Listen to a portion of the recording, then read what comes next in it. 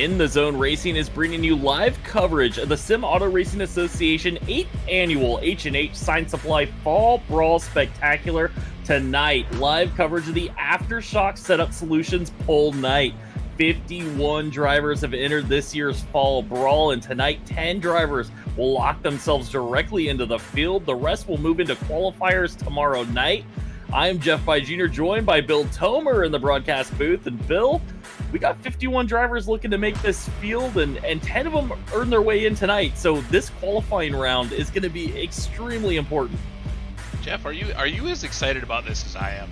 I am excited because this is the return of single car qualifying. So we're going to be here for a little bit, watching these guys make a lap one after another. A little different than what we're used to with the ITZR, but I mean, this just amps up the intensity. You could be sitting on pit road for 30 minutes before you make your lap. I mean, you've done this, I've done this, we've done the single car qualifying, and it is incredibly nerve-wracking while you're sitting on pit road waiting for your turn. It is so exciting. I can't bring you I wish we could do it through the broadcast, tell you how insane it is for these guys to have to sit there and wait for their time. They're watching times go up on the board, and they know what they have to do, and then you have to go out there and deliver, and each one of those guys is going to feel that today. Yeah, absolutely. And then you're going to have some guys that are going to be sitting on the bubble for a while, and they're going to be, just sitting there waiting to see if the next guy beats them and knocks them out of this race or not.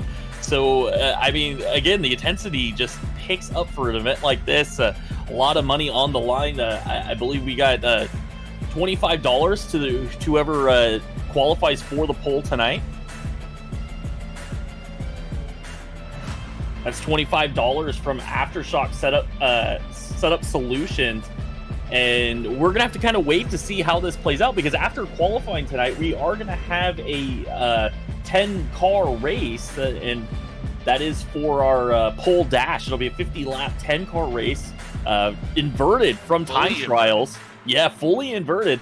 And then it's kind of a math situation. We're going to have to get the SARA officials to kind of give us a heads up who ends up getting the pole, because they're going to get a $25 bonus, start on the front row Thursday night of this Fall Brawl 250, and it's an important spot to start, because Five Flags can be kind of a tough place to get around and pass.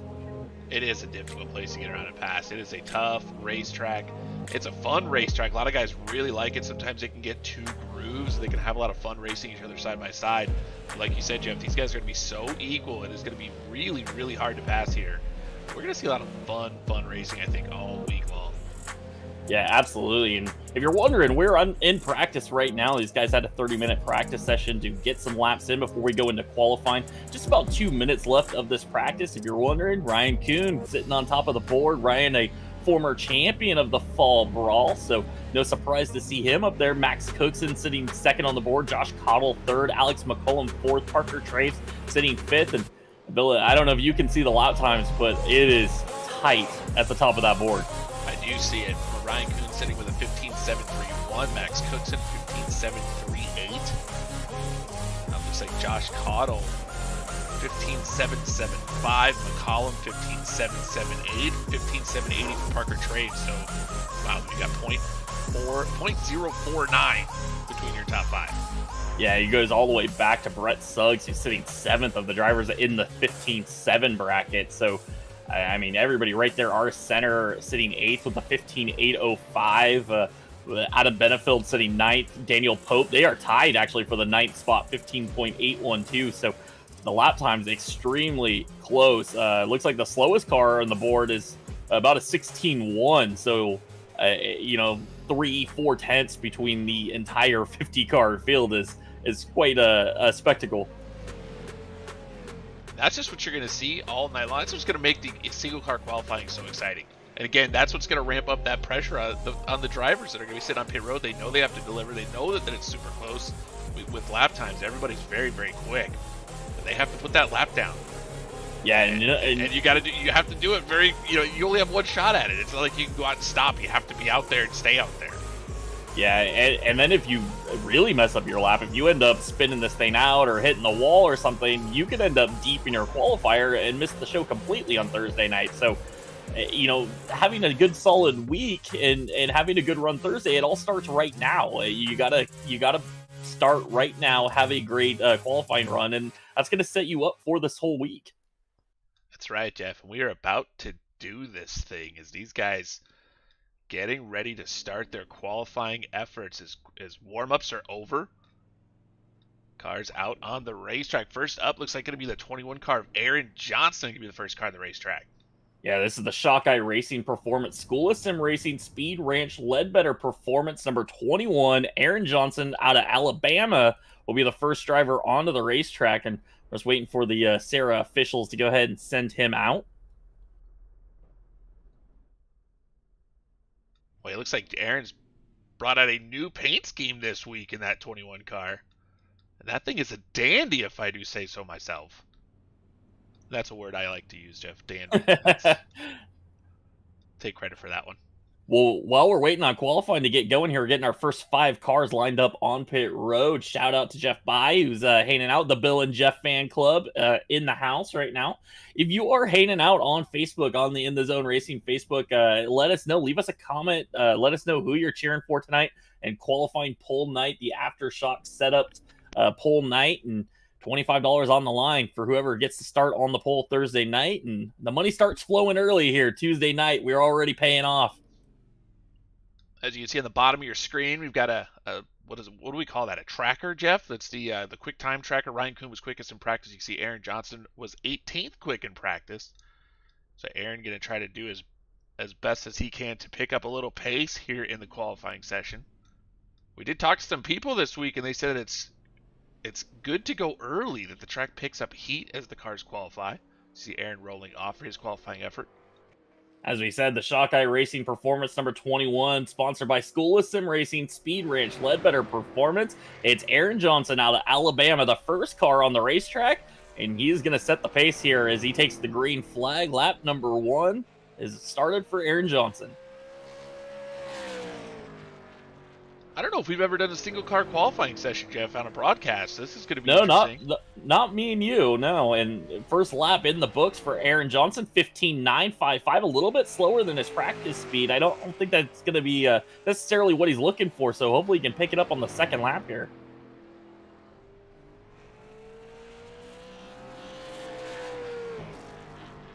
Second lap, not going to be better. So 15.955 for Aaron Johnson. Quickest so far, but he's only the first car to go.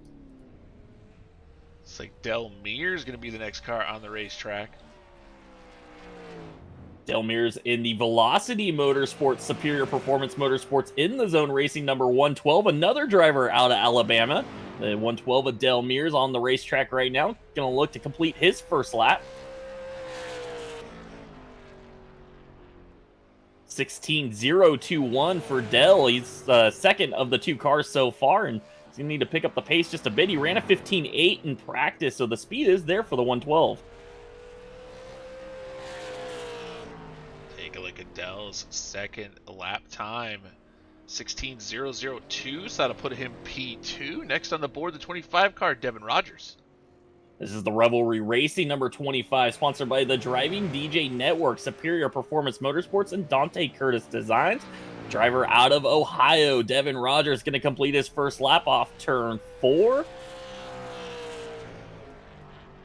And it is a 16.026, third fastest of the 3 drivers so far for Devin Rogers.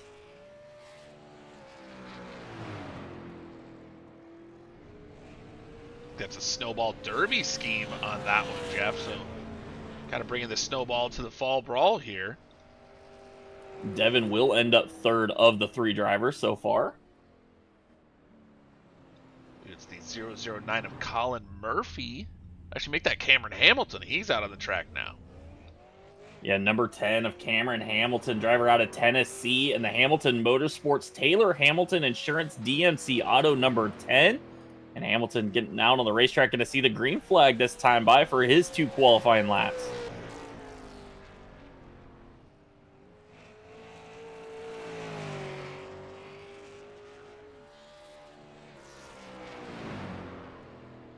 Hamilton looking pretty good. And you did not seen that car slide as much as we had the previous drivers. And he goes top of the board, 15.952 quick time so far for Cameron Hamilton. Hamilton on the backstretch, lap number 2, going to try to get through turns 3 and 4 just a little bit better. We've seen the cars pick up pace on the second lap. Can Hamilton do that? And he will not. So 15.964, quick time of a 15.953 sees him sitting P1 in the 10. So now heading onto the racetrack in the number 9 machine. It's the EHP Racing Apex Industries Gas Monkey Sim Sports number 9 from Wisconsin. It's Colin Murphy. Oh, and Murphy sideways into 1, and he'll back that car to the wall. Ooh. That is not how you want to start your qualifying effort. Not too much damage on the 009. He'll try to get it going. He'll get 1 lap to try to set a time. Yeah, he's going to shake that car out a little bit, go down the back straightaway, get it lined up for the second lap, and back up to speed for Colin Murphy. But I think that kind of scares you a little bit going into 1, and you can see that car wash up. Did not hit his marks going into turn 1 there. He definitely, I'm sure he was worried about a loose race car going into turn number 1. He'll come off turn number 4, see what the 009 can put down. 16.169 in the 009. 5th of the 5 drivers that have gone so far. Alex McCollum next out on the racetrack out of New Jersey, and Duke Matthews Racing's JDR Graphics McCollum Manufacturing. Number 1, he is your 2020 champion in that number 1 car. Alex looked a little sideways off turn 4, but it's still fast enough for quick time. 15.834 for Alex McCollum. New fast time of the 6 drivers that have gone so far. And off turn 4 once again. Can he improve on this lap? Will Alex McCollum go a little bit quicker? No. Going to be a little bit slower there. 15.889 on his second lap, but good enough for fastest overall. Brad Carpenter out on the racetrack, driver out of Idaho. Driving as an independent with Ryan Kuhn Motorsports. Setups underneath this car. Bob's Pet and Pond listed as his only sponsor. Green number 31. Brad Carpenter on his first lap, going to cross the line. Goes second fastest, 15.949 for Brad Carpenter. Great run there on that first lap. Can he improve? Does he have anything for Alex McCollum? A little bit of high entry through 3 and 4. Kind of runs a lane up. Let's see if he goes any quicker to second lap. He's not. 16.265, but a 15.950. I bet you Brad's going to be pretty happy with that one. Absolutely. Now on the racetrack in the Revelry Racing Islander in number 81, a driver out of Ohio. It's the ravishing one, Rick Rube.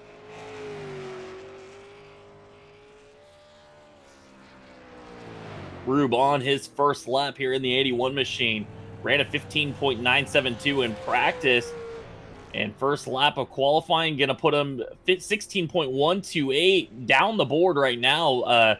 Looks like about 7th fastest. Rube going to come off a turn 4, wants to pick up some time, pick up some speed in that 81. Will he do it? Yes, he will. 16.036 on his second lap, but that will keep him in the 7th spot.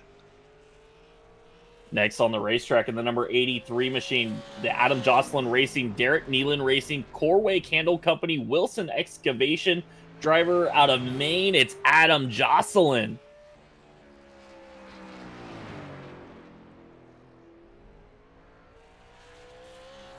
Jocelyn going to complete his first lap, and it's a little bit slow there, 16.150, not up to par with his practice speed, so I think we're going to see a little bit, maybe some speed picked up here by Adam Jocelyn on the second lap. There's definitely some speed there in that machine left. And he does find a little bit, 16.118, but still going to end up about the second slowest car so far. Mario Ercolani hits the track in the 41 machine out of Maine, the Elite Performance Industries Northeast Marketing and Design at number 41. Boy, what a paint scheme on that. Fall Brawl for sure. Look at all the trees with the leaves turned color. That's a cool looking race car. A little chrome going on as well in that 41 machine. As he crosses the line, I got a little sideways off 4. I think that killed his second lap. His first lap, 15.994, going to be good enough for 6th fastest. Actually, make that 5th fastest for Mario Ercolani. Second lap going to be a little bit slower at 16.234, so 15.995. He slots in 5th quick. Next out of the racetrack, looks like it's going to be Trevor Edwards. Trevor Edwards in the shop. Marconi Setup Shop, Rockets, iRacing Wraps, Cottle captures your 2017 Fall Brawl champion, driver out of Kentucky, Trevor Edwards in the number 32 going to complete his first lap this time by 5th fastest, 15.963 for Trevor Edwards. Edwards going to come off of turn number 2 on his second lap to try to pick up some time. Some drivers have gained speed, some have not. Edwards off of turn number 4. Car looks planted. Will it be quicker? Yes, it will. 15.942. Easy for me to say. That's going to make him P number 2. Second fastest overall is now taking to the racetrack in the Posse machine, the EPYK Media race car Stengineering. Number 29 from Illinois, it's Brian Tedeschi. Stengineering. Say that 5 times quick. That's tough. Stengineering. That one caught me off guard a little bit as Brian Tedeschi finishes his first lap, 15.998. Going to be about the 9th position, I believe. Looks like 7th quick, Jeff, as he goes for his second lap. Gold rims on that number 29. That's a fancy car. He was 16.013 in his second lap. I was actually 15.995. Yeah, improved slightly there, but didn't gain a position.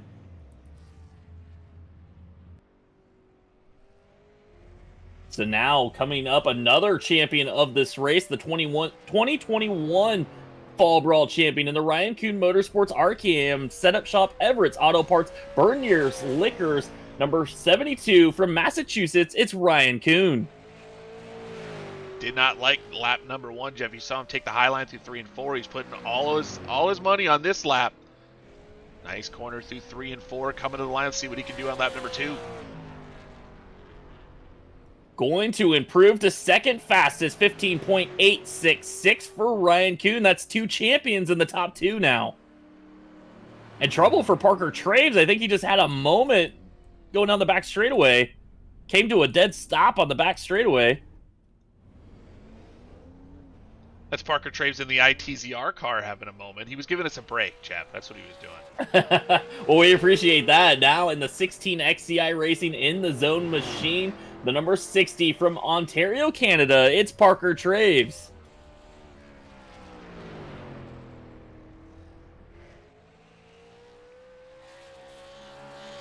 Traves was pretty quick in practice. He was in the top 5, 15.780, but I don't think that's in the racetrack anymore. It looks like they've slowed down about a 10th as Traves crosses the line for his first lap, 15.874 for the 60. Good enough for third quick. It's a pretty good lap time. Look at it. See if he can pick up any time on lap number 2. He does not. So now taking to the racetrack in the T4X H&H Sign Supply SARA Next Gen Templates, number 0 from Maine, it's Matt Rolfe. Matt bringing us a brand new paint scheme in that 0 car. That is a pretty cool looking race car as he's about to complete his first lap. That's fancy.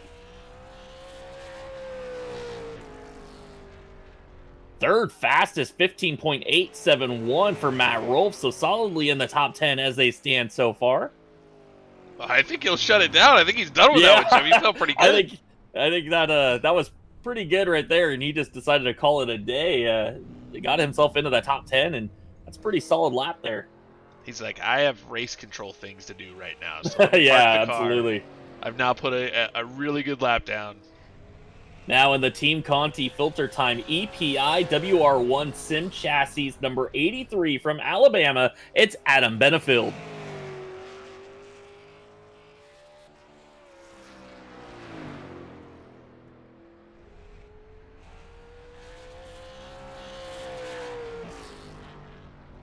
Adam goes to 5th fastest, 15.930 on his first lap, and he's going to shut it down as well. He was angry with the turn 1 cone there.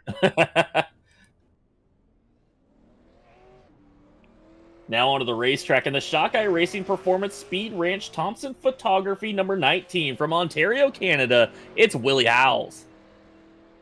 Or Wet Willie, as we like to call it. Wet Willie in the number 19. He's sideways through 1 and 2 as he's got the left front all the way on the apron. That's going to load the car onto the right rear. Yeah, I think that basically means this first lap is going to be a throwaway. He's going to get set up for the second lap here off turn 4, and Willie Howell's going to need to do it in 1 lap now. 16.358 for that first lap, slowest of the drivers that have gone so far, but Al's gonna give it a run here on the second lap. It looks better.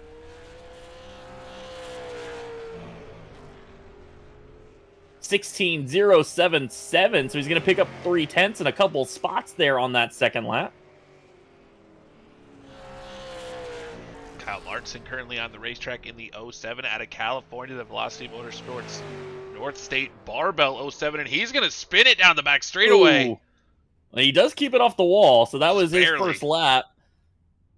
So again, another throwaway first lap here as Kyle Martinson goes around. He's going to get back on the racetrack. He's going to get wound up here through 3 and 4. Going to run the outside, try to get that car back up to speed, cross the line, and now he's got to think about it. Next time he goes into turn 3, will this thing stick, or is it going to spin out on me once again? And that's how loose these guys have these race cars to try to set a lap time here at Five Flags. They are right on the edge. This lap a whole lot better for Kyle as he comes through 3 and 4. Off turn 4, Kyle Martinson going to get a lap in here, and pretty good one. I'm not seeing it register. Showed me as a 15.994. And I don't know if it put him on the board. Yeah, it doesn't look like it counted there. I'm not sure what's going on there, but now on the racetrack in the Revelry Racing Superior Performance Motorsports in the Zone Racing number 09 out of Iowa, it's Elliott Carlson. The Joker out on the racetrack in the 09 coming off of turn number 2. 15.990 the first lap for Elliott as he is on his second lap right now off turn 4. Looking to improve on that one. And a little bit slower, 16.044 on that second lap. Now on the racetrack, and the Cottle captures Cox Motorsports Rocket iRacing Wraps car, a car out of the shop. The number 13 from South Carolina, it's Josh Cottle. I did not know Josh Cottle was from South Carolina. Yeah, your neck of the woods right there. As Cottle completes his first lap, 5th fastest overall, 15.887. Cottle going to go for a second lap here.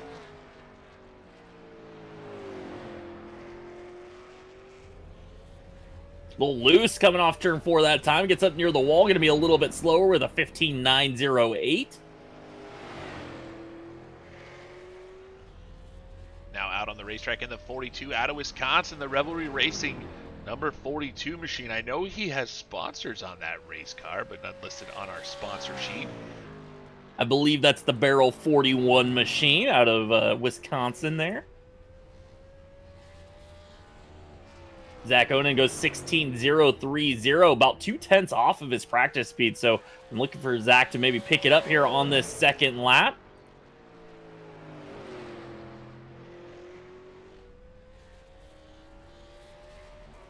And 15.999 going to gain him a spot there.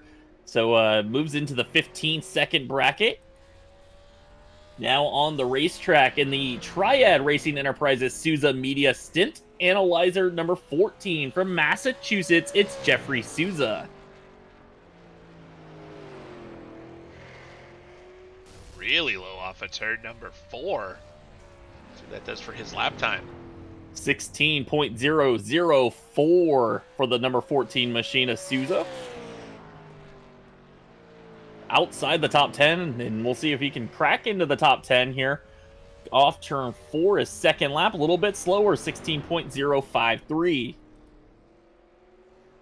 Now on the racetrack in the 16 XCI Racing Celebrities Hot Dogs number 16 from North Carolina, it's Daniel Pope II.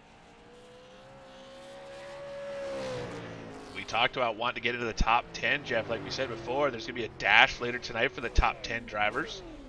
Yeah, top 10 will earn their way in right now. And Daniel Pope into that top 10, 15.899, sitting 7th on the board. He feels pretty good about that one. Either that or he's tired because, you know, he's old. We call him the old man, so. Actually, that was 6th fastest for Daniel Pope. And now onto the racetrack in the shop machine. The Rockets iRacing Wraps Cottle captures Maconi Setup Shop number 116. Another driver out of Ontario, Canada. It's Dustin Momberquet. It's a new paint scheme for Momberquet as well. They call him Barbecue. He's He's got a briquette-looking race car. Off turn 4, a little sideways there off turn 4, but it was fast. 15.866 ties Ryan Kuhn for second. He's going to be officially scored third, and Dustin's going to shut it down. I think he was pretty happy with that lap. I think you could see that as he wiggled her off at turn number 2 and drove her to the pits. Spencer Dickinson now on the racetrack in the number 6 out of North Carolina. The Huffman Racing Hangout Chat Motorsports Dickinson chassis. The shop number 6. Spencer Dickinson. These shop cars have been quick the last few weeks of the SARA Super Series, so not a surprise to see them find a little something here in qualifying early on in the Fall Brawl. These guys have been red hot as of late. 15.989 for Dickinson, outside the top 10 right now. So let's see if Dickinson can pick it up here on the second lap.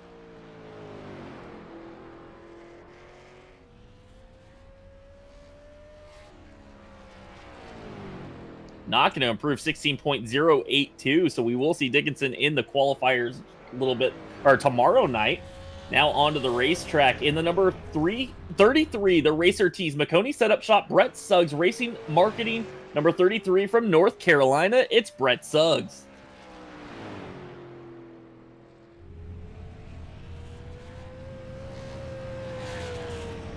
Suggs with a 15.882, and now gonna maybe spin that car off turn 2. 6th fastest overall for Suggs, so puts himself in the top 10. It's quite the drift show through turns 1 and 2. Gonna run this lap anyway, but it's gonna be slower.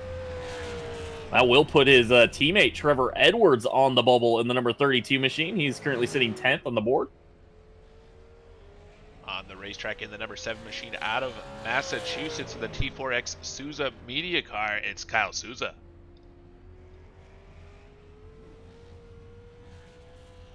Souza got that familiar number 7 there. Like, I've seen that car around the Northeast, so that number.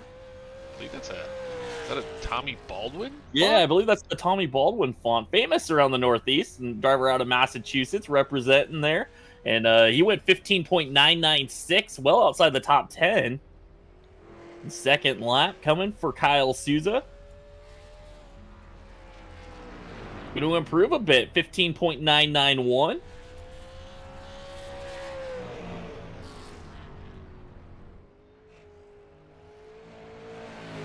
Now on the racetrack, the number 8 machine of Richie Murray, the Chukran Auto Parts Helger South Coast Power Equipment Souza Media number 8. This driver out of Rhode Island. It's Richie Murray, and he is on his first lap. Goes 16.002. Now second lap working here for Richie Murray.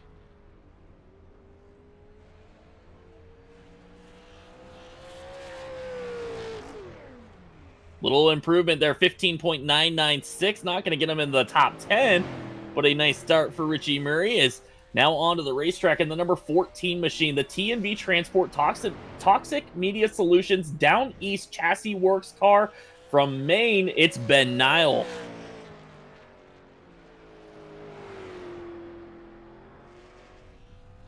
Nile on his first lap off turn 4, crosses the line, and that was pretty fast, 15.922. Gonna bump, I believe, Adam Benefiel out of the, or actually Trevor Edwards out of the top 10. Almost a little loose off of 4, almost got in the wall. A little slower second lap, but he gets into the top 10. Gonna bump Trevor Edwards out, sitting 9th now for Ben Nile.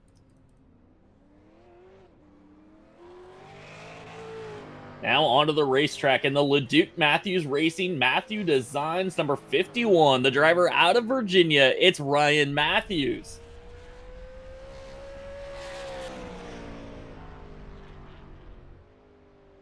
That car's a little loose down in turn number 1. He slips just a little bit off of turn number 2, and he's going to slip a whole lot more. So he slides at 51 down the back straightaway.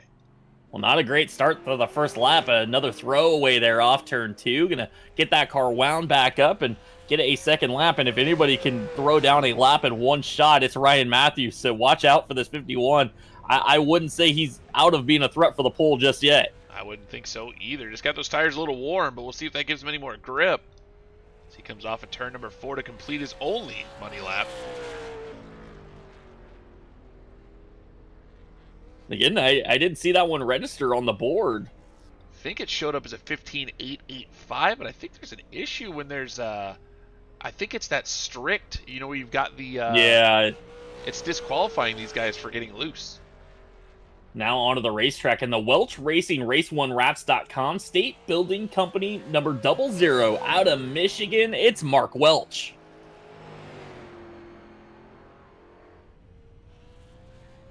Welch going to come off of turn number 4 in that 00. He goes 16.495 on his first lap. Yeah, that was quite a bit off of his practice speed, so I think Welch is going to be looking for a little bit more here on this second lap. And he does go 16.365, a little improvement, but not the lap he was looking for. He is the slowest of the drivers that have gone so far in the 00, and end up spinning that car out there as well. We spent a little time joking with this next driver before qualifying in the 54 car out of North Carolina in the 16 XCI Racing at number 54. It is Cole Cabrey. Jeff, we talked to him. We asked him how he felt going into to qualifying, and he told us he was depressed. Yeah, I don't know if he was being serious I'm or sure not, he was but joking, but it was an interesting moment with Cole, as a lot of them are. So I think he just caught the wall down the back straightaway, so I think he knows that lap's not going to count. He goes to the top through 3 and 4, and he's going to try to make this one his money lap. yeah, going to get that car wound back up. First lap did not count because he contacted the wall, and hey, races your lap here in qualifying on iRacing, and off turn 4, we're going to see what Cole Cabrey has here. He was pretty fast in practice, 15.8s in practice. Ooh. Does he have it? 15.862. He goes second fastest. Yeah, he had it there.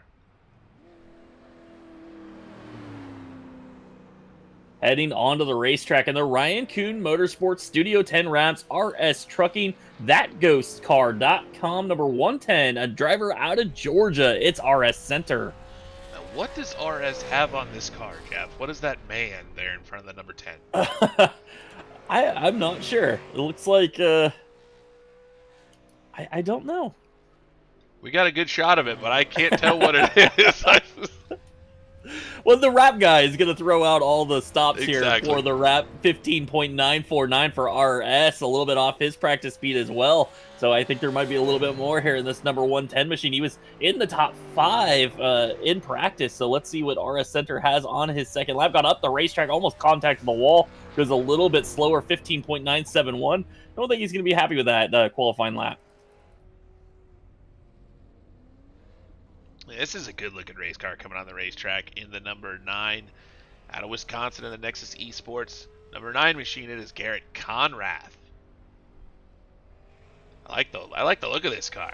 Yeah, I'm always a fan of fluorescent yellow numbers, so he's got me right there. Jeff, we know. Garrett on the track right now for his first lap.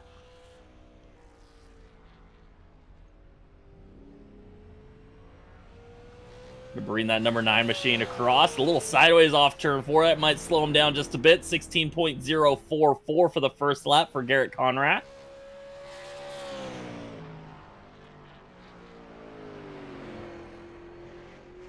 Actually improved from his practice speed, so maybe found a little something there. He's going to go a little bit faster. Second lap, 16.036.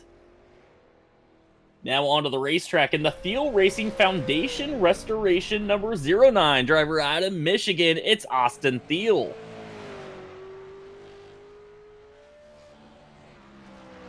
Another good-looking race car in that 09. So kind of speed Austin Thiel has as he comes to the line to complete his first lap.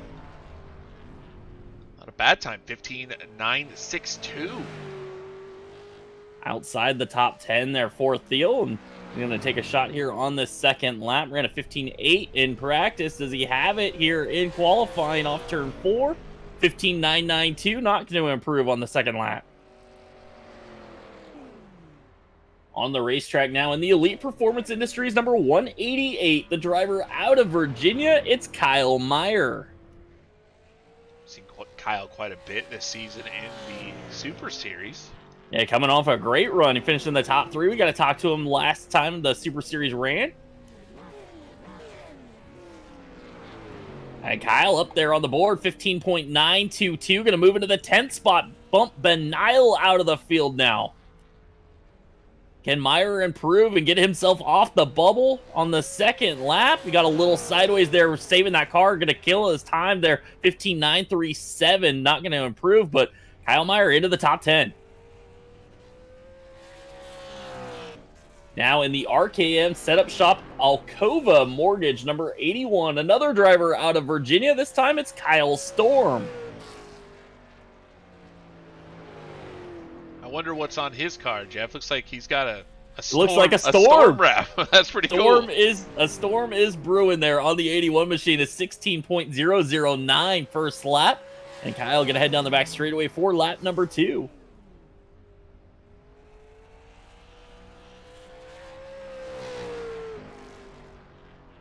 Going to improve 15.972. That's going to gain him some spots, not put him in the top 10, but definitely an improvement on that second lap. The next car I had on the track was Brian Korlacki. He's on pit road, but doesn't seem to be in motion. Yeah, he has not pulled out onto the racetrack. That's going to give us a little a break here. And Korlacki is left, so he's not going to take an attempt. He said, never mind. Maybe some issue with the car or the rig or something going on there. Yeah, not sure what that was about. That's going to give us a little breather here before now the number 50 machine moves onto the racetrack, and that is the Roma Bros Racing number 50, the Tolka electric sponsored car from Nova Scotia, Canada. That's Craig Tully.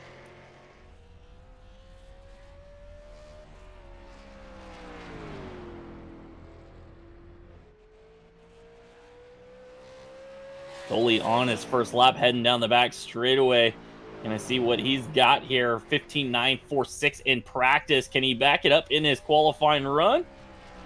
Gonna go 16.032, a little bit off, and let's see if the 50's got anything left in the second lap. A little bit high through turns 1 and 2 on that lap. Tully looks like he might actually be a little bit tight in the 50 car. Going to improve slightly, 16.028. Doesn't gain any spots there, but improvement for Tully on the second lap.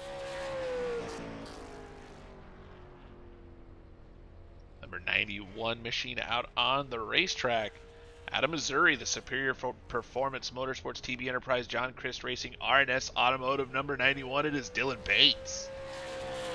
Bates completes his first lap on the racetrack. It's a 15.895, and he's going to bump Kyle Meyer out of the top 10. So Dylan Bates now sitting 9th on the board.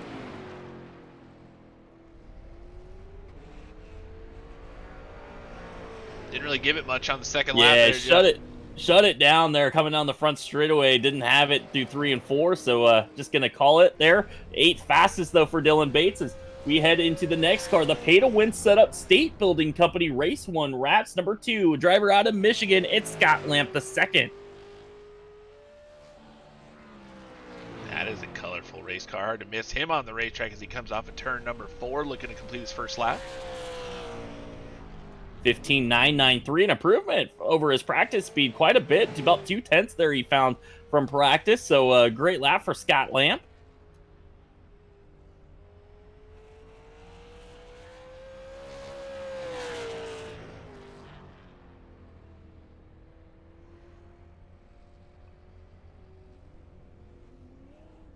Now heading onto the racetrack in the number 21 machine, the Aftershock Setup Solutions Premier Racing Setups Traction Connection number 21 out of Virginia. It's Kaleb Hall. Bill, we're familiar with Kaleb. I'd say fairly familiar with Kaleb. Our Challenger Series champion at ITZR. Kaleb, reigning champion. Yeah, reigning champion, and he is on the racetrack, and I don't think he liked his first attempt, so he's going to go up to the wall and try to get a good second lap here as he ran 16.428 that first lap. About halfway down the back straightaway, I think he realized, hey, this isn't going to be good enough. Let's get her wound back up and try again. And now into 3 and 4, coming off turn 4. He looks pretty good. The car's planted pretty well. What does Kaleb Hall have? 15.934. Not going to quite sneak into the top 10, but he is close.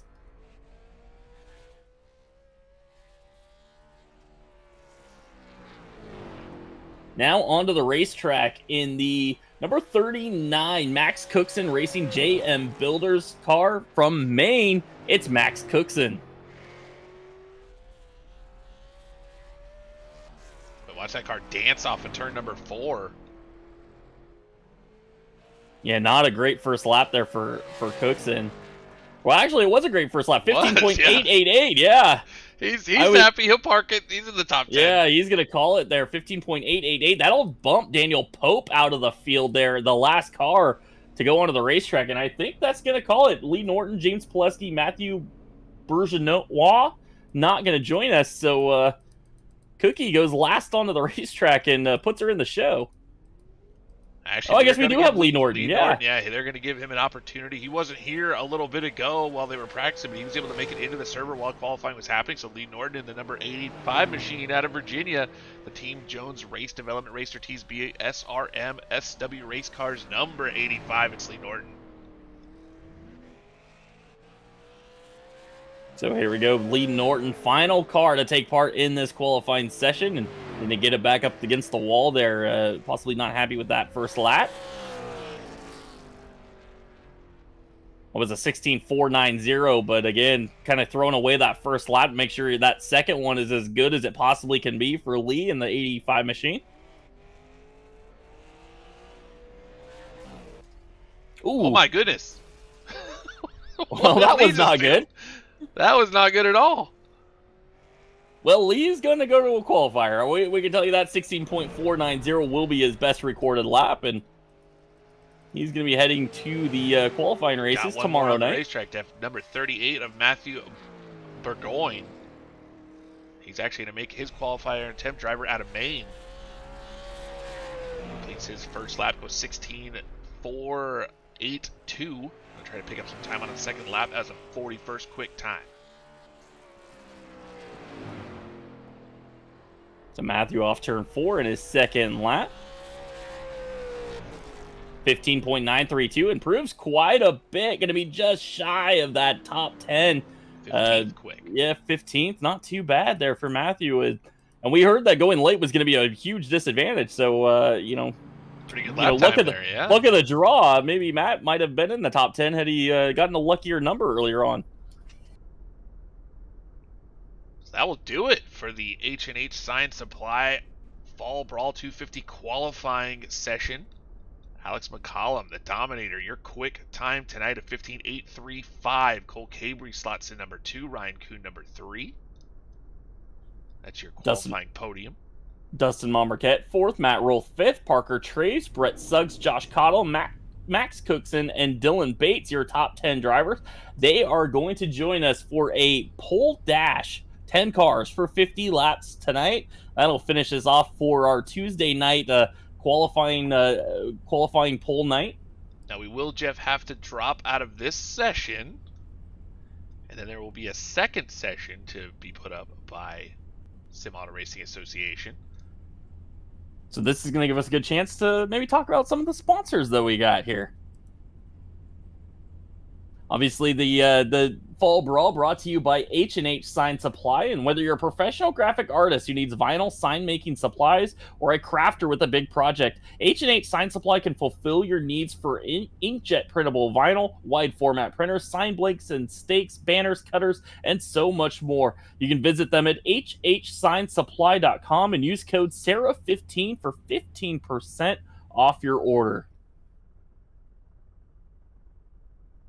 And Pole Night brought to you by Aftershock Setup Solutions. Aftershock Setup Solutions is an iRacing short track team focused mainly on super late models and late models with multiple iRacing Series championships. The team fields race-winning cars in SARA competition and represented by Kaleb Hall in this year's Fall Brawl. Thank you to Aftershock Setup Solutions, who has kicked in $25 for tonight's tonight's pole award, and that'll be decided after tonight's pole dash, a fully inverted 50-lap feature for our top 10 qualifiers.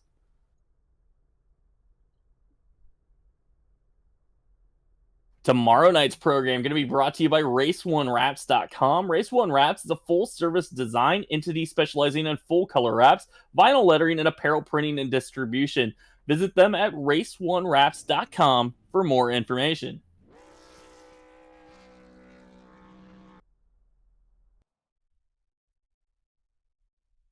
So that was a pretty exciting qualifying session, Jeff.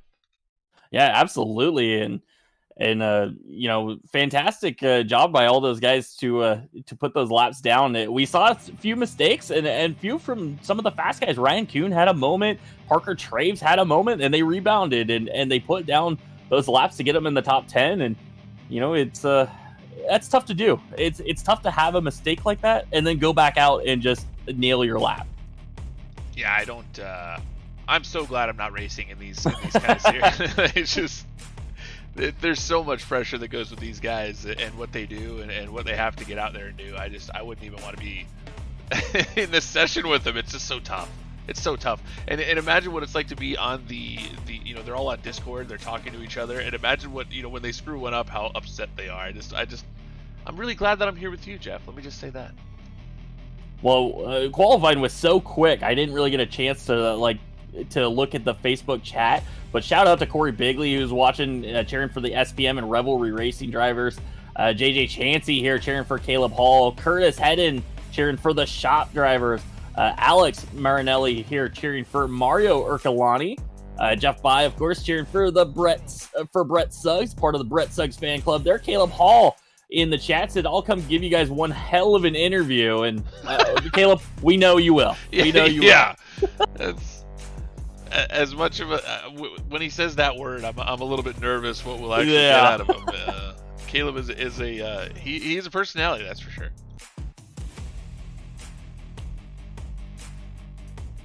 All right, so we're waiting to see what happens here. We have a 50 lap top 10 pole dash coming up for you. That will be a full invert pole dash. So Alex McCollum will have to start in the back, and then that'll be the race to, I guess, the way they finish that's how that's going to work, right, Jeff? I would imagine that would set the starting lineup for tomorrow night's top 10. I'm sorry, Thursday night's top 10. Yeah, and it is a kind of combined between qualifying and the dash, pole dash. So we're gonna have to get a heads up before we call it who is gonna be on the pole and who gets that $15 $15 award. So we can't tell you. So it was actually $25 from Aftershock Setup Solutions, which is going to go to Alex McCollum. It was $25 for the fastest lap. Now, the driver who actually starts on the pole Thursday will earn a $15 bonus courtesy of the Aftershock Pole Award. So Alex McCollum has taken home the Aftershock Fast Time Award. So $25 already into the Dominator's pocket tonight. We got to stop calling him the Dominator. It feels weird. But he is. He's that good. Rick Rube hanging out in the Facebook chat. He is cheering on Parker, who's going to be Parker Traves, who's going into this pole dash here shortly.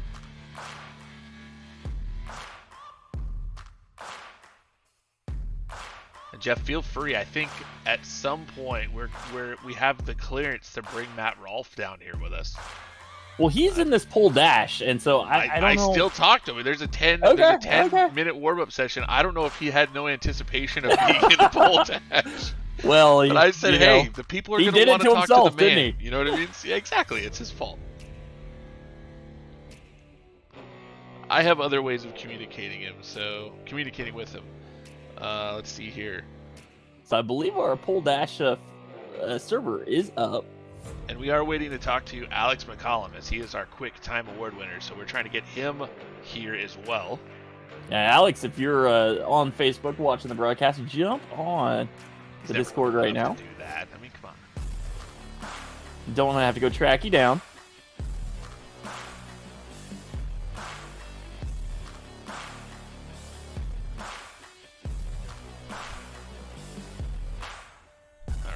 I do think I see that as well, Jeff. That Matt Rolfe is on it. Yeah, not only on the racetrack, but also on the race control. Yeah, we talk about how hard it is to lay down a lap. Now run the whole race and then go out of the racetrack and run that lap that Matt Rolfe just did. Exactly.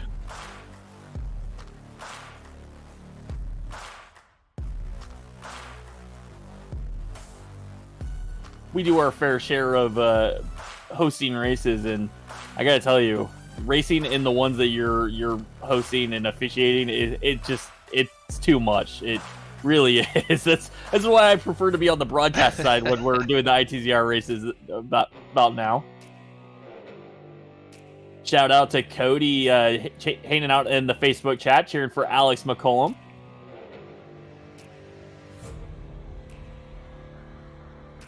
Alex needs to start a fan club. And Alex McCollum, just call it the Dominators. How about that? Does that make sense? Yeah, I think it would. Yeah. Just like, I don't know.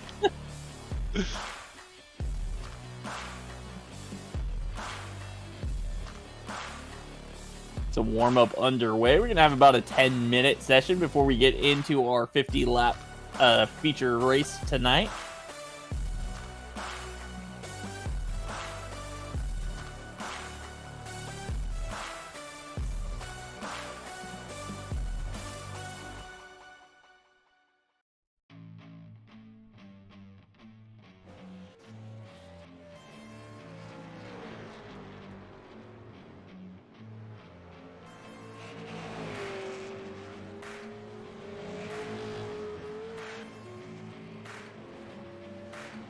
While we continue on with our qualifying dash, getting ready to go, let's talk about some more of our sponsors. Cottle Captures. Cottle Captures is an iRacing photography company that will capture high-quality photos of any car or paint scheme.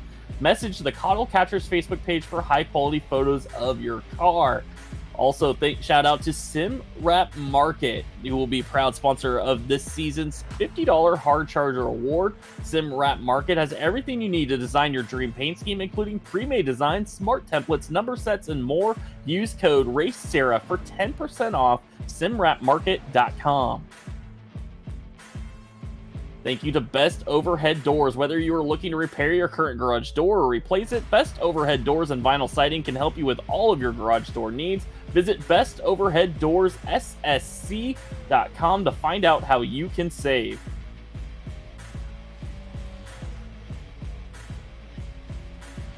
And while we're on the Matt Rolfe fan wagon right here, let's talk about the SARA Super Late Model Next Gen templates created by Matt Rolfe. Get the most accurate next gen manufacturer graphics for your iRacing Super Late Model, complete with 5-star decals and realistic shading for the Mustang, Camaro, and Camry.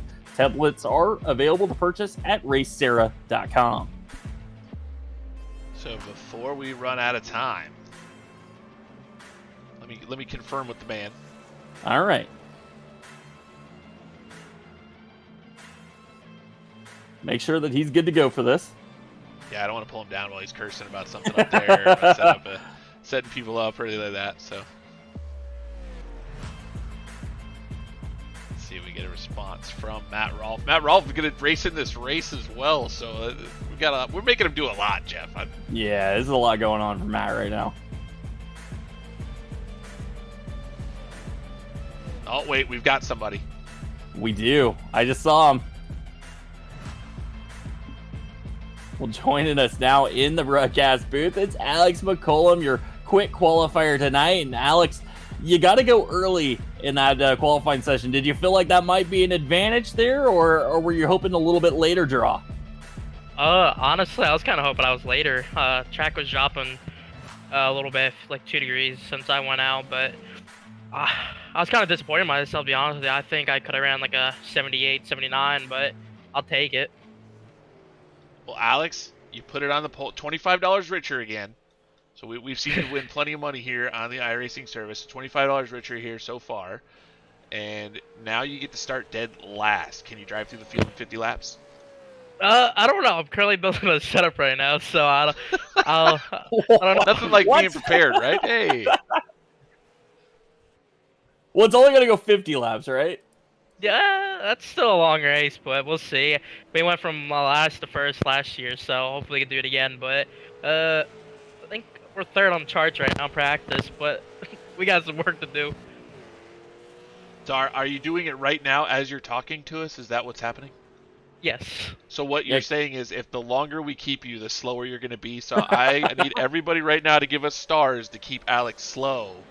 I mean, I can talk during the race. You know, I can stay in here and we can commentate. I can confirm Alex McCollum is on the racetrack right now, running laps 16.192 last time by. Pick it up, Al. No, I'm kidding. This is There you terrible. go, 16113. You had to speak there, didn't you, I got Bill? you, Bill. There, yeah. Good old Alex McCollum. So Alex has a field pole sitter, right? Well, not pole sitter, but fast time for the Fall Brawl 250. Are you looking? You won it in 2020. Are you looking at picking up another one this week? What do you think the chances are? Honestly, I think I have a very good car under me. It's just long race, strategy race. Just gotta see how the race plays out. All right, well, let's let him go, Jeff. Let's let him go. Let him get the last 2 minutes to build the setup. We got to bring the man down. So, Alex, good luck. Drive through the field and pick up a win tonight. Thank you.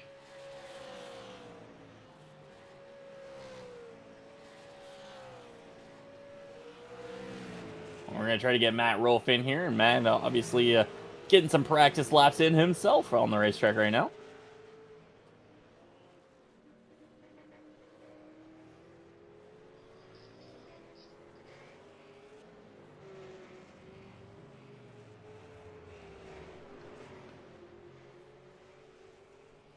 We can't pull him, Jeff, so I have to Yeah, tell him. he's the boss man. We can't move him around the Discord. He's going to tell him, all right, go ahead and join. You can come in. Knock on the door, Matt. Let's go. He doesn't have a ton of time. We've got about a minute to talk to Matt, so. Looking at the practice speeds, Alex McCollum fastest on the board. Ryan Kuhn, Josh Cottle, Dustin Marquette, Parker Traves, Dylan Bates, Max Cookson, Brett Suggs, Cole Cabry, and Matt Rolfe sitting 10th on the board right now.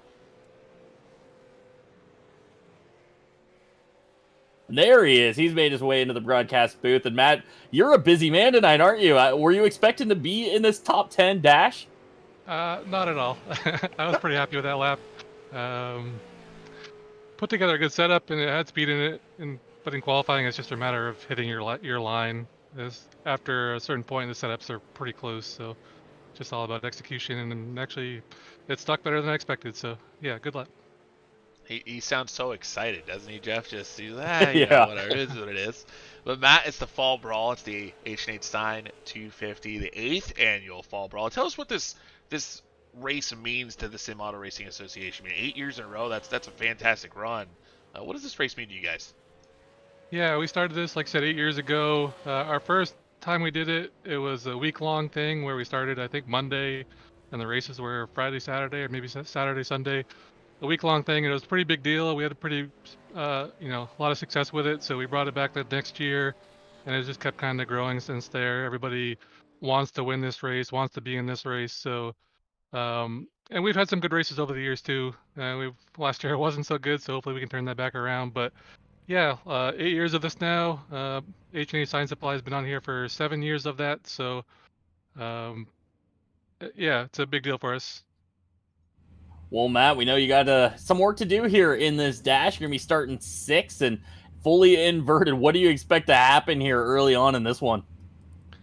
Everybody's going to be so equal, so I think people are just going to fall in line. People are probably testing their race setups a little bit, so just trying to get a feel for it. And after we get maybe 20, 30 laps under our belts, we'll see a couple of comers and goers. But yeah, we'll see what people can do here. Well, Matt, we're going to let you go. Thanks for talking to us. We appreciate it. Thanks for having us. And good luck, man. You're in the show tonight. Yeah, appreciate it. Well, Matt Rolfe joining us there in the broadcast booth. Going to start 6th tonight in the number 0 machine. And on the pole in the number 91 for this pole dash, it'll be Dylan Bates. On the outside of him in the number 39, it's Max Cookson. Starting 3rd in the number 13 machine, it is Josh Cottle. And to his outside in the 33, it's Brett Suggs. Starting 5th in tonight's pole dash, it'll be the 60 of Parker Traves. On the outside of him in the 0 machine, we just talked to him, it's Matt Rolfe. Starting 7th in the 116, that's Barbecue, Dustin Marquette. And to his outside in the 72, Ryan Kuhn. Starting 9th in the pole dash, the number 54 of Cole Cabry. And on outside of him, the guy's already put $25 in his pocket for fast time. He'll now start fully inverted in the pole dash, the number 1, the Dominator, Alex McCollum. Well, now's your time. If you're hanging out with us on Facebook, let us know who you're pulling for in tonight's pole dash. Fully inverted 50 laps. Dylan Bates going to lead them to the green flag. Pace car lights are out, and Bill, here we go. Final race of the night, or final action of the night here for Tuesday's pole qualifying night, and this is gonna be exciting. There's 10 really fast cars on the racetrack. Yeah, this is the creme de la creme, if you want to call it that. I mean, that's the French way to say it, but the best. Dylan Bates going to bring us to the green flag. These are the fast guys. Who's going to win this one? Bates, great jump over Cookson on the outside. Bates to the race lead. Now Cottle going to try to jump all over that 39 machine. Is he looking for second already? And Cottle up the inside. He's got the position behind them. You got Brett Suggs and the 60 of Parker Traves battling as Cottle now moves past Cookson. Cookson going to try to get down in line, cuts right in front of Parker Traves. That was close. Battle is for fourth. Here comes Parker Traves to the inside of Brett Suggs. He'll take fourth away from Suggs. Here comes Barbecue in the 116. He's going to look to the inside of Brett Suggs. Remember, this race was completely inverted, 100% inverted. We talked about Rolf. He thinks these are going to be the race setups for these guys. As we see Suggs fall in the line, these guys are going to try to move forward as quickly as possible. But the fast guys are at the back. Let's see how these guys play it. As you see some guys moving already. Dustin Monmarquette was able to clear Brett Suggs, move Suggs back into the 6th position. Cole Cavery now starting to gain on that 33 machine. Cavery started 9th. He's up to 7th. The guy behind him, Alex McCollum, started 10th. He is up to the 8th position. Josh Cottle looked a little racy there as he looked underneath Dylan Bates for that top spot. Wasn't able to make the move. We talked earlier, Jeff, in the pre-show about how equal these guys would be. Right now, they're showing that it's going to be very difficult to make passes here at Five Flags, as all these cars are going to be very, very similar, very fast race cars. Yeah, absolutely, especially a short run. There's going to be no tire saving here. It's 50 laps. Get after it from the drop of the green flag, and Dylan Bates has done just that. He's led every single lap of this pole dash as we start working lap number 7 of this one. Cole Cavery tried to get under Brett Suggs. He went into turn 1, got a little loose. Now he's kind of under fire from Alex McCollum. McCollum tried to take a peek down into turn 3. He's going to have to back off, and right now he's just following in line to that 54 machine.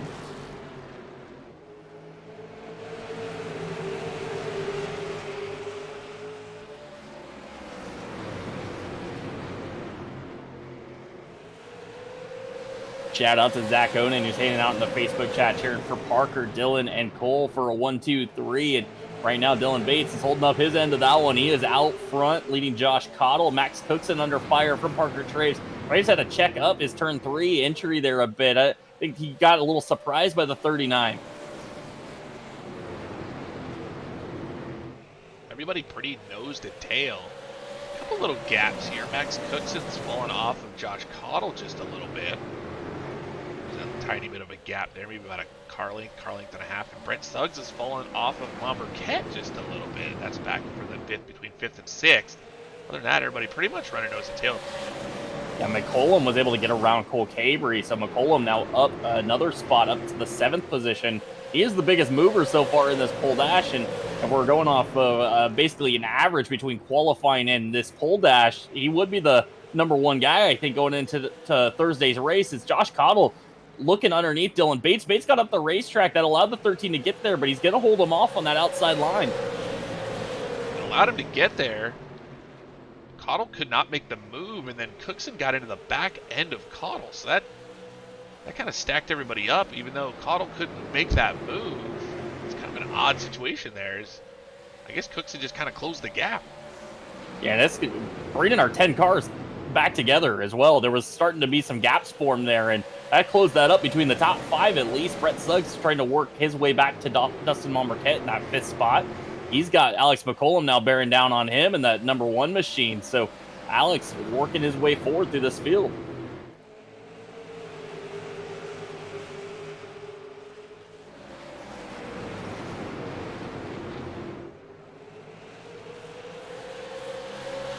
Dylan Bates still out front, leading Josh Cottle, Max Cookson, Parker Traves, and Dustin Monmarquette. And Cottle is starting to open up a little bit of a gap there on Cookson in the 39 machine.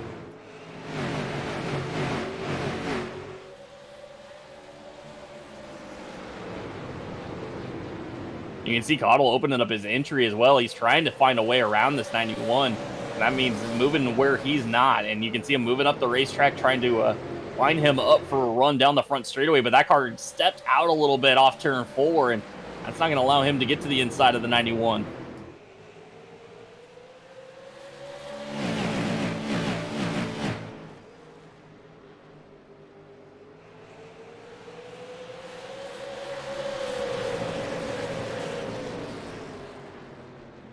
Your top 5 cars nose to tail. Brett Suggs also gaining on the 116 of Dustin Monberquette, bringing that to about 7 cars as he pulls Alex McCollum along with him. Cole Cavery's kind of fallen off the number 1 machine right now, and he brings along Ryan Kuhn and the 0 of Matt Rolfe. Everybody's just sitting nose to tail. You guys are willing to ride just a little. Here comes Alex McCollum. He's going to look to the inside of Brett Suggs entering turn number 3. Can't make the move. He's going to fall back in line. Alex running around in 7th. This race going by very quickly. It's been green from the start.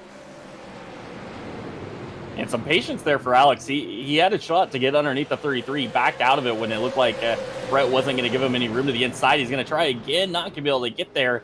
And Alex, he's got a lot to lose here. If he just passes a few cars the way this is going, he's going to be guaranteed that pole. And now he's finally underneath Brett Suggs, and he's going to be looking for another spot.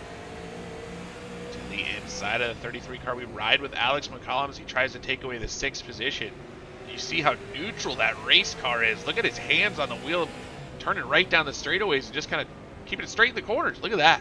Not bad for a 10-minute setup. Right, right. Dustin Monberquette trying to get underneath Parker Traves, was not able to get there. Again, a lot of pressure from behind for Traves, and Alex McCollum and Brett Suggs, they have not been able to settle this battle for 6th. McCollum had it last time by. Now, Brett got up the racetrack, and now he's going to fall in line behind the 1 machine. Here comes Ryan Kuhn up the inside of Cole Cavery. Cavery going to give him the spot. Kuhn going to move forward. Cavery going to slot down right in front of Matt Rolfe, and Cavery's not done yet. He's going to do the little over-under there. Little crossover move a la Dale Earnhardt. We got a battle for the lead. The 91 up the racetrack. Here comes Cottle to the inside. He gets a little contact from Max Cookson. That loosens up the 13. Whoa. Parker Traves going to take advantage. Parker Traves going to win that battle as he's going to go to the inside of Cottle. So Traves looking to go from 4th to 2nd here as he's going to be to the inside of Cottle down the front straightaway. Cookson got a little tap from Alex McCollum in the number 1 machine. McCollum got to the inside of Dustin Monberquette in all of that chaos. And now we got a battle for the 5th spot. Move Traves up to 2nd. Cottle still battling on the outside. Cookson on the bottom. He's looking to get around Cottle as well. Here comes Alex McCollum. Monberquette, he's in the sucker hole because now he's the guy in the back of the top line, and everybody lining up underneath him. And the guy who's loving this is Dylan Bates. He's driven away to a half a second lead. He's watching them side by side in his mirror. Now he's sideways off turn 4. He almost spun that car. Here comes Parker Traves. So we almost go 3 wide into turn number 1. Cottle's going to be sideways. Now Kuhn's sideways. Little contact with Matt Rolfe. Kuhn almost goes around. That does bring out a yellow. And Kuhn saved it, but we did get a caution. And wow, the intensity picked up right there. Wow. You're not kidding. We're both saying wow. Hey, holy cow, wow. All right, let's try to find out what exactly happened.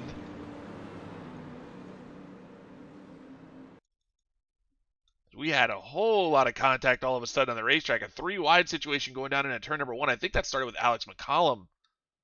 Yeah, McCollum was to the inside of Max Cookson, and Cookson tried to kind of run the middle. I don't think Cottle realized that they were 3 wide, and he ran the top. He gave Cookson some room, but it wasn't enough room for Alex McCollum there on the inside as well.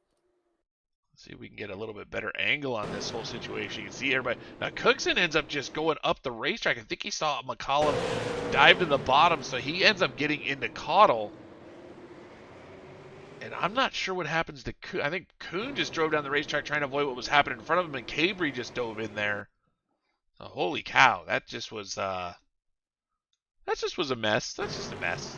Yeah, just some hard racing right there, because Cottle gave room. I think he probably heard Carlo going into turn 1. He gave room. He stayed to the outside, but he probably didn't get the message. It's 3 wide, as the one had gotten under Cookson there, and just a racing deal, I think.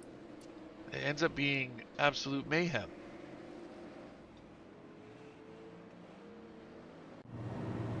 Well, Dylan Bates also had a moment. He got sideways, big time sideways off turn 4, and He sure that did. that allowed Parker Traves to close up about half a second right there on the front straightaway, and Dylan was under fire right then, and that caution might help him regain his composure right there, because that car stepped out big time, and in this car, when you slide the right rear tire, it becomes a handful for a few more laps, and Dylan Bates is probably going to get a nice little rest here for that right rear tire to cool down. I love that you called it a moment.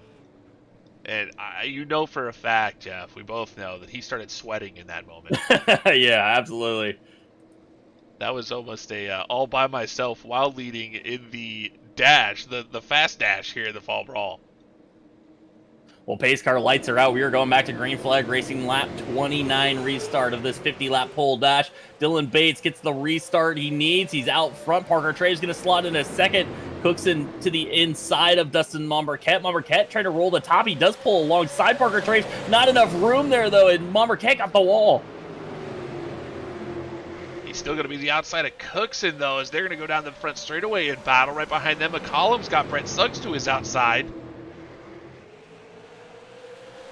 That outside looking pretty strong for Momberket, though. He is holding up this 39 of Cookson. Cookson not able to make it work on the inside line. Momberket pinches a little bit, got up the racetrack off 4. Might have been a little contact that shot the 116 up the racetrack. He's going to lose a little bit of ground. He's got Alex McCollum to his inside. Now here comes Parker Traves for the lead. Those are teammates right there, the 91 and the 60. Yeah, Parker Traves took a look, and Dylan Bates gave him the room, and now Parker is going to get there into turn 1. Bates going to take that top side, and he made it pretty easy on his teammate there, Parker Traves, but the problem is Max Cookson is coming on the inside line, and they are lined up on the inside underneath Dylan Bates now. Max Cookson has found some speed. He's going to look to the inside of Parker Traves. What a run the 39 had there. He couldn't make the move as it was going to be a tight 3 wide going into turn number 1. Here comes McCollum to the inside of Cookson. Jeff, the price of poker's gone up. Yeah, about lap 20, these guys have really stepped it up. There was about 20 laps to follow the leader, and now it is really it stepped up as Parker Traves to the race lead. Dylan Bates running second, Max Cookson third in the number 39 machine. Alex McCollum started 10th. He is up to 4th. Dustin Momberket currently running 5th, and they are side by side behind him with Cole Cabry and Brett Suggs battling for the 6th spot. This is racing right here on the iRacing service. Max Cookson to the inside of Dylan Bates. Bates fighting back on the outside. Here comes McCollum in the 1. He's got speed in that 10-minute setup that he built. McCollum almost pushing the 39 down the front straightaway, trying to push him past the 91 of Bates. He does clear, and McCollum going to take a run down the inside. Almost got to the inside of the 39 machine. Parker Traves trying to run away and hide. Max Cookson now clear. Dylan Bates going to try to run him down. Here comes McCollum in 3rd. Here comes Momberket. Momberket's rallying in the 116 as he's trying to battle for 4th. Cookson got a little loose off turn 2 that allowed the 1 to pull up to him. Was not able to get underneath him as this battle continues on for the 4th spot. As Dylan Bates on the outside, he's got Momberket there behind them. They are still double filed with Cole Cabry and Brett Suggs battling for 6th. Momberket trying to make the move on Dylan Bates, trying to get clear up front. Parker Traves, he's still got a little bit of a gap on Cookson and McCollum as they are pulling away from the field. Now Momberket gets clear of Bates. Here comes Cole Cabry to the inside of Bates as Bates now not able to find any speed. A little bit farther back, we got a 3-wide situation as Cottle and Rolf were 3 wide. I believe that was with Kuhn. Now Rolf on the outside, but we'll go back up front. It's now Cole Cabry going to pass Dylan Bates. Top 4 breakaway. Yeah, we are inside 10 to go right now as Parker Traves trying to get away from Max Cookson. Cookson has got a lot of pressure from Alex McCollum. McCollum has pulled inside that 39 a couple times, and Cookson was able to fend him off on the outside line, and this time McCollum's going to be there into turn 1. He's got the bottom line. Cookson running that top, making him work for it, and that's going to allow Parker Traves to start to drive away just a little bit more. Brett Suggs on the inside of Dylan Bates. Dylan Bates continues to fall back in that 91 car. Here comes Josh Cottle. He's starting to rally forward in the 13 as he's going to be the inside of Dylan Bates. Ryan Kuhn, a little bit surprising, Jeff. Very fast in qualifying. Has been a bit of a non-factor here in this race as he still runs in 9th.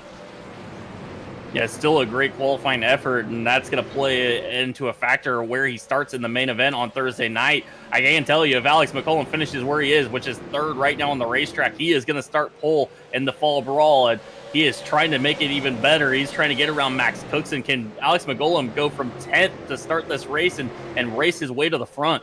We talked to him before the race, Jeff, and he felt pretty confident that he could run through the field right now trying to do that. He's about to take away second. Bates sideways in the 91, not going to get a yellow as he was up the racetrack, so he'll fall back to 10th. Well, Parker Traves looks in his mirror, and he still sees the 1 and the 39 side by side, and he opens up his lead. It's 0.3 of a second now for Parker Traves. McCollum and Cookson cannot settle this battle for second. Cookson not going to let the number 1 machine go. This one's not going to be settled for a bit here. Now it is going to be settled as Alex McCollum clears the 39. He's got about 5 laps remaining to catch that 60 car. Can he do it in the number 1? He was already your quick time tonight. Can he make it a win and sweep the evening? It was 0.4 of a second last time they crossed the line, and they're going to get 3 to go this time. McCollum cuts a 10th off. It's 0.3 of a second now for Parker Traves out front.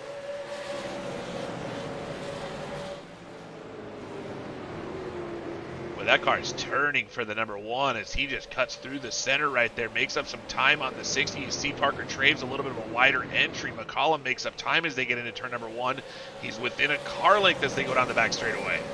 Yeah, the lead was cut another 10th of a second, and this time off turn 4, Parker Traves going to see the white flag, but he sees the number 1 machine right in his mirror. Can Alex McCollum get around Parker Traves in the final lap? Onto the back straightaway, McCollum starts to close the gap. He's to the back bumper, not willing to hit the 60 car as they come off of turn number 4. Off turn 4, Parker Traves going to win the pole dash, started 5th, gets the win. Alex McCollum starts 10th, finishes 2nd, and I think it's safe to say he's going to start on pole for Thursday night's Fall Brawl. Wow, what a show. What a race. Fantastic racing put on by this group of 10 drivers. Max Cookson going to come home 3rd. Dustin Momberket 4th. Cole Cabry 5th. Brett Suggs 6th. Ryan Kuhn 7th. Josh Cottle 8th. Matt Rolfe 9th. And Dylan Bates going to finish 10th tonight. Man, that was a fantastic race, Jeff. What fun that was. And that's just night 1 of 3. That's foreshadowing what we're going to see for 2 more nights. I can't wait. Woo! I'm gonna have to rest my voice a little bit tonight. We got a little wound up there in that pole dash. How could you not? That was fantastic. So Parker Traves, your winner in the number 60. We'll try to get an opportunity to talk to the young Canadian, the Legends Car Canadian National Champion, number 60, and that's in real life. Well, Parker going to join us now. Parker started 5th tonight. You pick up the win in the pole dash, and it's going to give you a pretty good starting spot for Thursday night. How did that race setup feel there early on? We were just testing some stuff, and we still got some work to do, but I think we're going to be headed in the right direction. Testing some stuff. So okay, give me the thought process, Parker. We talked to Matt Rolfe before the race, and he said he thought that a lot of guys would be testing race setups. Are you guys looking for what would be more of a longer run setup and to see how it feels after 50 laps? We're just looking for the comfort feeling still. Car has lots of speed, just needs the comfort back in it. So I think it's going to be a really good long run. We just got to work on it a bit more, and we'll be good. Well, Parker, we were talking early on, this whole week, it all starts with a qualifying lap, and you had a little trouble in your qualifying lap. What happened there on the start that made you go back to pit road and start over? And how did that affect you mentally as you're getting ready to qualify there? I was scrambling for sure. I was really nervous. For some reason, it waved like a black flag, and so I just reset it right away and then went back out. But honestly, I drove really soft in Q, and I think it hurt me a little bit, but fortunately, we're good enough to be in the top 10. Well, Parker, you put our logos in victory lane. We completely appreciate that, obviously. So how does it feel to win the opening night of the Fall Brawl? Feels really good. It's definitely a good thing to put you guys in victory lane. I didn't know where we'd stack up in this race. We were trying stuff, and to come out with a win with you guys on the hood's a big deal. Well, Parker, does it take a little pressure off right now, knowing you're locked into Thursday night? You don't even need to race tomorrow. You just get to watch and cheer on the rest of your team. Do you kind of just relax now and let the pressure kind of slide off? No, I want to win on Thursday. Still lots of pressure. I just hope all my teammates make it in. Hopefully we can just work on the setup we ran tonight and make it a bit better for tomorrow for the guys and make it a little bit easier on them. Well, Parker, you're talking about the guys that help you build the setup, and it's that time of the interview that we want to give an opportunity to give a shout out to those guys. So, who do you want to give thanks to tonight? I just want to thank all the guys at SPM 16XCI, Daniel Pope for all his work. Me and him have been working pretty hard. I worked on Q quite a bit to make sure we had the good speed, and Cole was able to qualify second, and me and Bates in the top 10, and Pope just missing it. So all the guys have been working hard, testing lots, and I think we'll have a good piece on Thursday. And I just want to thank you guys for all you do for me, because without you guys, I wouldn't be here. Well, Parker, thanks so much for taking the time to talk with us. We appreciate. Congratulations on night one, and can't wait to see you on Thursday night. This has been a heck of a field, 51 drivers, and the Fall Brawl, it just always brings out the best of the best, and to come out ahead on night one of these guys, that's gonna feel pretty good. Yeah, it definitely feels good. So I think we'll be all right. Well, thank you, Parker. Congratulations once again, and we'll see you Thursday night. All right, see you guys. Thank you. Well, Bill, I think unofficially we can say, and Alex McCollum going to start on the pole Thursday night for the Fall Brawl. And Alex, you started 10th, you got up to second. That's not too shabby for a 10-minute setup there. No, I was honestly pretty shocked there. I was really free in practice, so I just took out Packer on the left front, just sealed the nose a little bit more. But I'd say that thing, it was a rocket during that thing. I think I just needed two or three more laps to get Parker there. But honestly, I was pretty impressed with this. Now, we talked to Parker, Alex, and he did tell us in our interview here that he was testing some things. Were you in what you would consider your race setup, or is there something more for the number one car Thursday night? Nah, honestly, I agree with Parker. I think most guys use this as an experiment, so I kind of experiment too. But kind of looks like I'm gonna have to rebuild the car for Thursday because, I mean, this thing was hooked up. So I'm gonna take some information from here and apply it to the Thursday setup. Well, Alex, I asked Parker, does it take a little pressure off now that you're locked in for Thursday? You don't even have to deal with the qualifiers tomorrow. Do you get to just relax a little bit now and wait for Thursday night? Yeah, I mean, it's always good to make the show on the first night. You don't want to go all through the LCQ stuff. So now I just get to relax and build the last chance qualifier setup for Ryan. I think he'll have a really good piece for tomorrow. So uh, really looking forward to the next 2 days. So give us a little insight, Alex. We jumped in your car during the race as you were driving through the field. I believe it was when you were passing Suggs. We were watching your steering inputs, and basically you're turning right down the straightaway and kind of just straightening out in the corners. Is that how you drive the car, or is that just unique to how you set the car up? It's a little bit of both. I kind of set up 2-3 for this race, so I was kind of swatting flies since the green flag. So I was kind of hoping for another yellow or two to let me tighten up, but I kind of you have to set up for the loose side to be good at the end. So um, honestly, probably got to free it up a little bit more since it's a 250 lap race. But you get tires, that all plays a strategy, fuel, all that. So honestly, just gonna take that race lap by lap and see how it goes. But I think we have a really good piece underneath of us. Well, we were talking to Parker just a bit ago, and we said, this field, it brings out the best of the best. There's some guys here that don't normally run the Super Series that have shown up and have been really fast, like Max Cookson. And is there anybody in the field that you're really worried about in that 250 lapper that you've raced before? Is going to be very strong. Honestly, everybody. That's the reason they're gonna be in the show. Racing against the best of the best here at SARA. Uh, even to make the race, like even if you mess up in qualifying, like it's so stressful. Like you just have to put that lap together. Sometimes you get lucky, sometimes you don't. Even the best messed up. So you just have to take it time by time and just see how it ends up.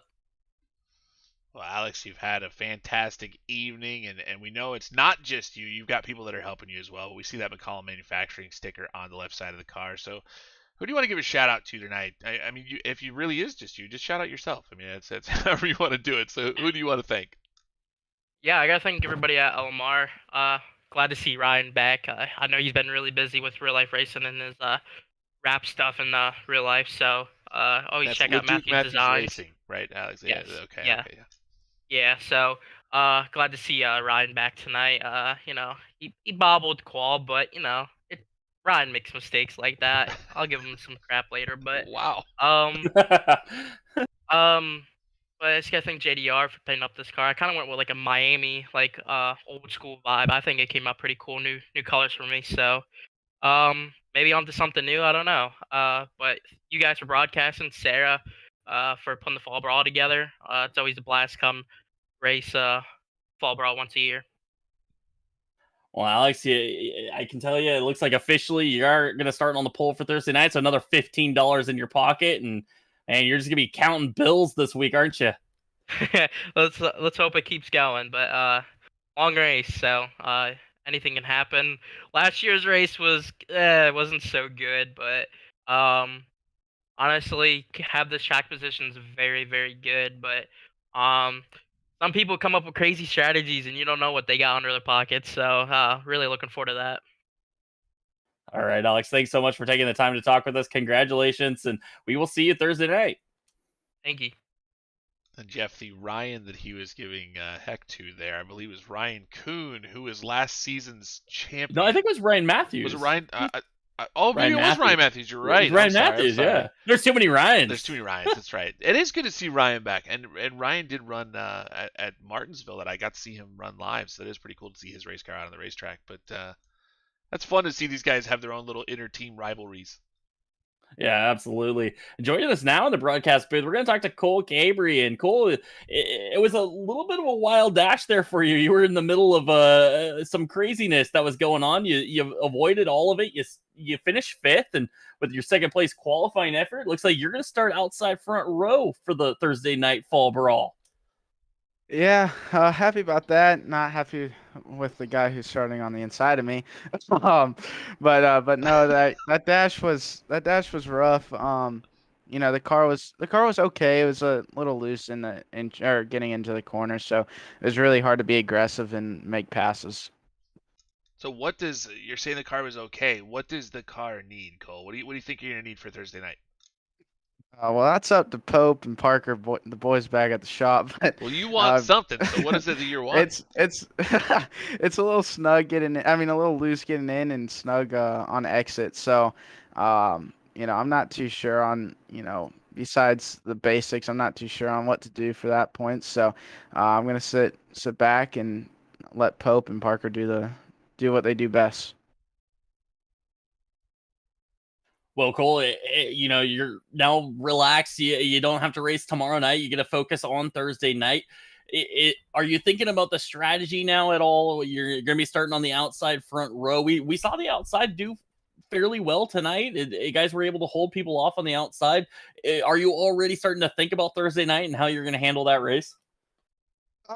Yeah, I'm just a little nervous for the start because these setups with the cars always start off a little loose. So you're not too snug by the end of it. So yeah, so like starting on the top here on the beginning it's gonna be rough. I'm probably gonna fall back a few spots. Hopefully third doesn't get that good of a jump, but we'll just have to play it out. It's a long race and just take what it gives and not tear the car up too early into the race. So, Cole, we had a little bit of a conversation before the race where you gave us some funny quotes. We did use them, by the way. But yeah, now... I scared y'all, didn't I? So now that the night's over, you got to be feeling pretty good. Like you said, you think you might fall back, but 250 laps a long time. So, what is the preparation like? What do you have to do mentally to go into that race now that everything's happened tonight? You've done well. How do you feel and get yourself ready to run that long of a race on Thursday? Well, we made it there. That's all that matters. We're racing Thursday. Not a lot of people are going to be not a lot of people are going to be able to say that after tomorrow night. So, I'm just happy. Me and some of the boys made it into the Thursday night show, and we'll let it run from there. Whatever happens, everyone knows that the 54 machine was there. We're starting outside front row, so whatever happens on that point just happens.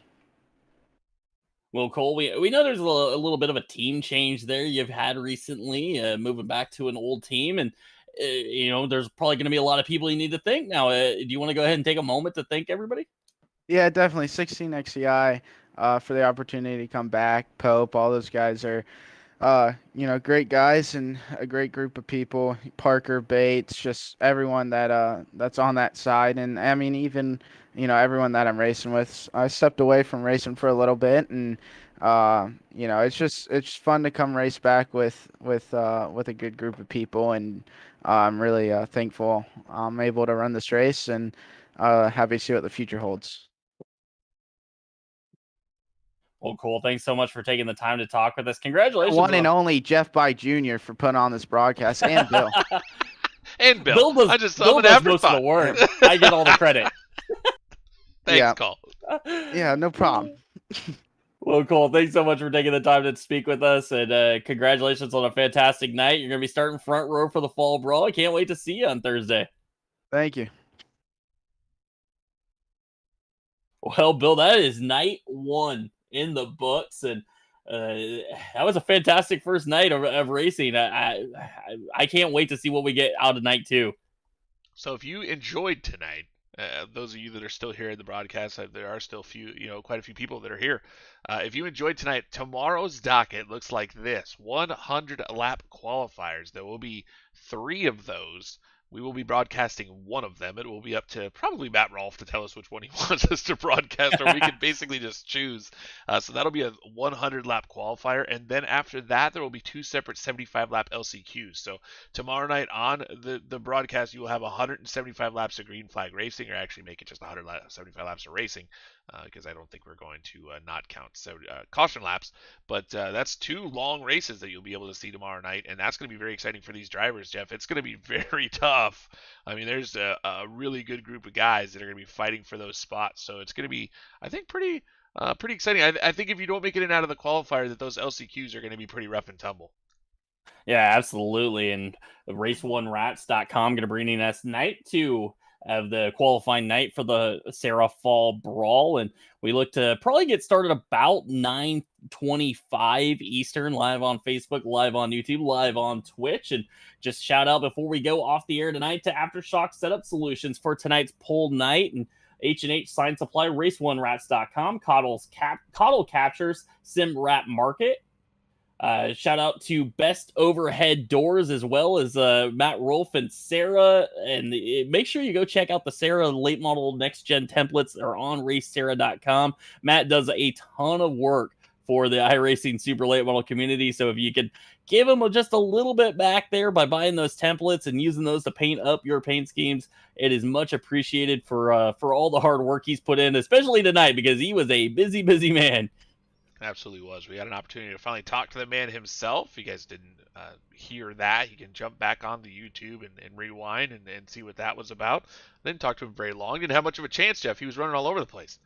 But, yeah, absolutely. Yeah, especially being in the race that he didn't expect to be in. So he is not going to have to deal with qualifiers tomorrow night, as he was in the top 10.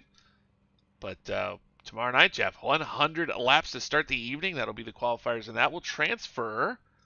Let's see, top 4 cars from each one of those races will get in, and then we will go to the LCQs, which will transfer 3.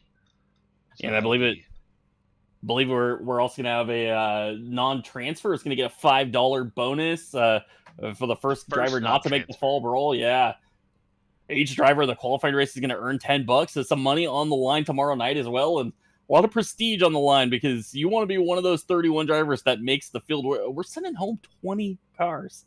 Not going to make the field on Thursday night. That's a big deal just to make this race. Yeah, it's go or go home tomorrow night. That's really what it comes down to at night 2. So something to definitely look forward to, and we look forward to seeing all of you back here, either if you're on the Sim Auto Racing Association Facebook page, our Facebook page, Twitch, YouTube, wherever you are. come back and say hi to us. We do check only the chat because we're horrible. We only check the chat on the In the Zone Racing Facebook page. If you want to say hi, you can head over there and do so tomorrow night. Jeff, I'm looking forward to it. I think we're gonna have some more good racing. Absolutely. So we will see you tomorrow night, Wednesday, at about 9:25 Eastern, live on Facebook, live on YouTube, live on Twitch. See you tomorrow night for another night of the H&H Sign 8th annual Fall Brawl.